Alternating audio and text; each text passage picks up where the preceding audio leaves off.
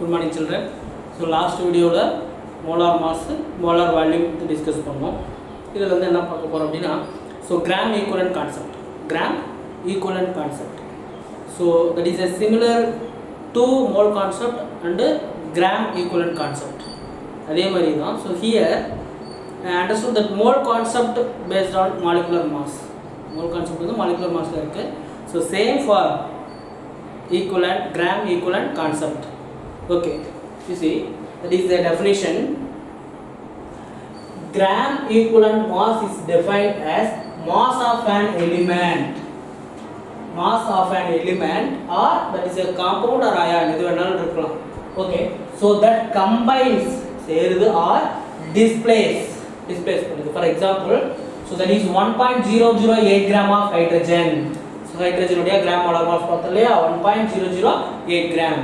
Then 8 gram of oxygen 8 gram or 35.5 gram of chlorine.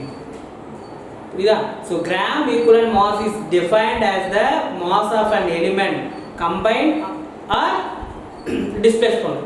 1.008 gram of hydrogen, 8 gram of oxygen or 35.5 gram of chlorine. So consider the following reactions. So Zn plus H2SO4 gives Zn-SO4 and H2SO4. Zinc sulfate and hydrogen from the follow-up. So in these reactions, 1 mole of zinc வந்து எவ்வளவு sir இருக்குன்னா 1 mole of zinc எவ்வளவு இருக்குது அப்படினா 65.38 gram. சரியா? எவ்வளவு இருக்கு? 65.38 gram இருக்கு. இது வந்து என்ன பண்ணுதுன்னா displace of 1 mole of hydrogen molecule.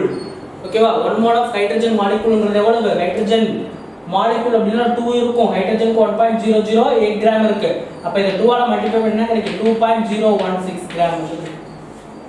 அத வந்து displace பண்ணும். In this reaction 1 mole of zinc ஓகேவா? 1 mole of zinc எவ்வளவு இருக்கு? 65.38 gram இருக்கு. ஓகேவா?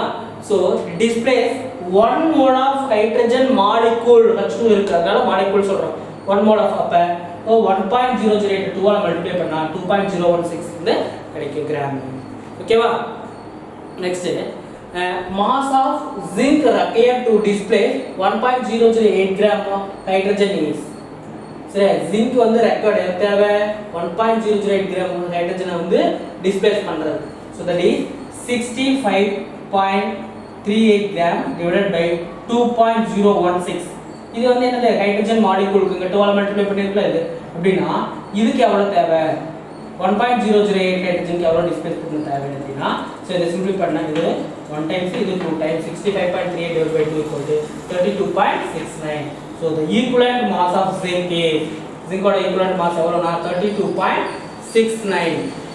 equivalent mass அதனால நாம வெச்சுக்கோ equivalent mass க்கு யூனிட் கிடையாது 32.69. the gram equivalent mass of zinc gram equivalent mass zinc எவ்வளவு தரனா 32.69 gram equivalent inverse. ஓகேவா? 32.69 gram equivalent inverse. ஓகேவா? நெக்ஸ்ட் இதுலயே வந்து பார்த்தோம் அப்படினா நம்ம எப்படி ஹைட்ரஜன் யூஸ் பண்றோம் பாரு namely hydrogen oxygen chlorine. so we cannot convey the reactions involving only with those three reference. therefore a more useful expression to use to calculate gram equivalent mass. gram equivalent mass calculate பண்றது பாருங்க. gram equivalent mass equal to molar mass gram mole inverse divided by equivalent factor. so equivalent factor எதுல இருக்குன்னா equivalent mole inverseல இருக்கும். so இந்த ஃபார்முலாவை use பண்ணி நம்ம வந்து 3 இத கண்டுபிடிக்க போறோம். இப்போ என்னென்ன கொடுத்திருக்கானா acid, base, oxidising and reducing agent. அந்த மூணுடைய வந்து வெச்சிட்டு நம்ம எப்படி ஈக்குவலன்ட் மாஸ் வந்து கால்குலேட் பண்ண போறோம் அப்படி சொல்லி பார்க்க போறோம். ஓகேவா? you see அந்த டேபிள்ல கலந்த first so that is acid, that is a chemistry entity. first one equivalent factor என்ன ஃபேக்டர் எடுத்துக்கோ equivalent factor. next formula for calculating equivalent mass. equivalent mass க்கு என்ன ஃபார்முலா யூஸ் பண்ணிக்கிறோம் then அதோட எக்ஸாம்பிள் எப்படி வந்து சொல்ல போறோம் அப்படிங்கறத பார்க்க போறோம். ஓகேவா? First one acid. சரியா? நம்ம என்ன சொன்னோம் acid, base, oxidising or reducing agent இந்த 3 எக்ஸாம்பிள்ஸ் தான் பார்க்க போறோம். Next acid. ஆசிட்ங்கிறது என்னன்னா basicity.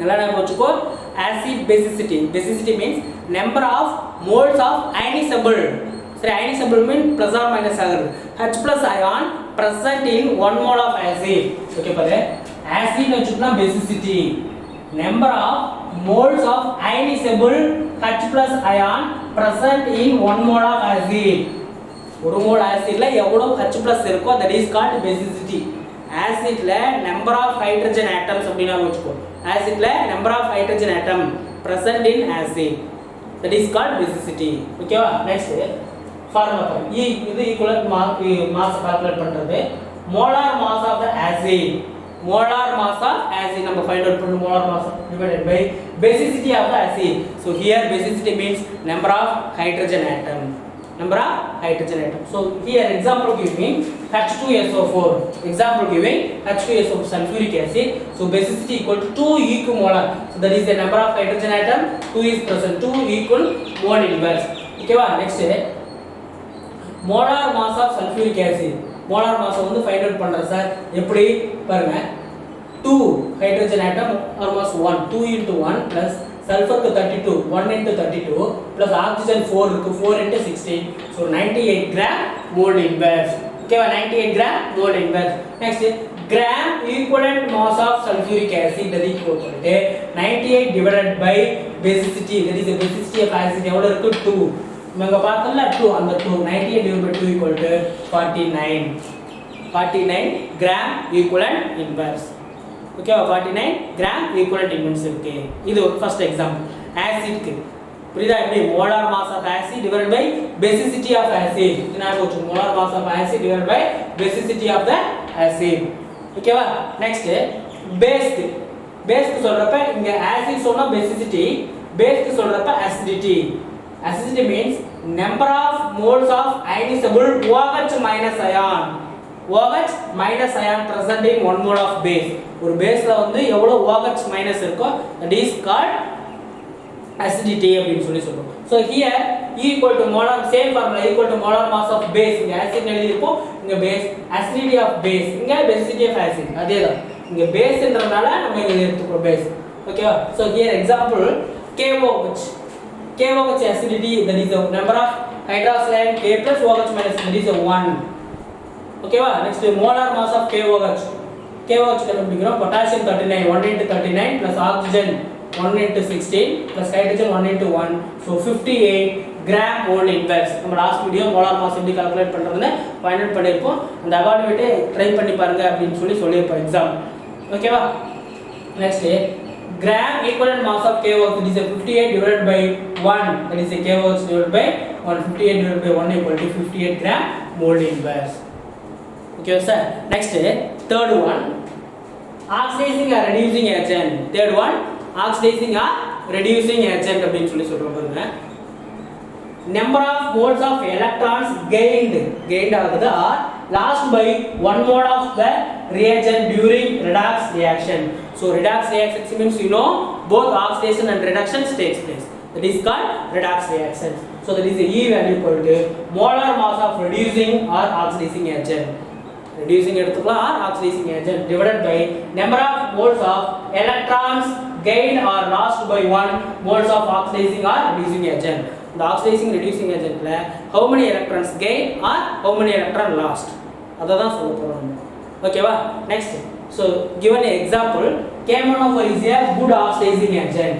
KMnO4 is a good oxidizing agent next we find out potassium permanganate is a molar mass of potassium permanganate that means KMnO4 K 39 1 into 39 plus manganese 1 into 55 1 into 55 இது molar mass லாம் table கழுத்துல கொடுத்திருப்பாங்க sir நம்ம சொல்லிருக்கோம் okay plus 4 into 16 சரியா இத சிம்பிளை பண்ணா எவ்வளவு கிடைக்கும்னா 158 gram mole inverse okay so here using in acid medium that is a H plus acid medium permanganate சரியா permanganate MnO4 தான் minus the permanganate ion is reduced during oxidation and given by the following equation you see MnO4 minus plus H plus electron gives Mn2 plus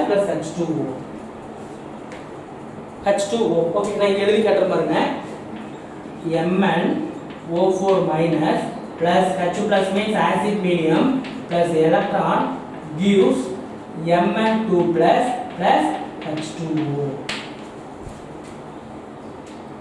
H2O. ஓகேவா?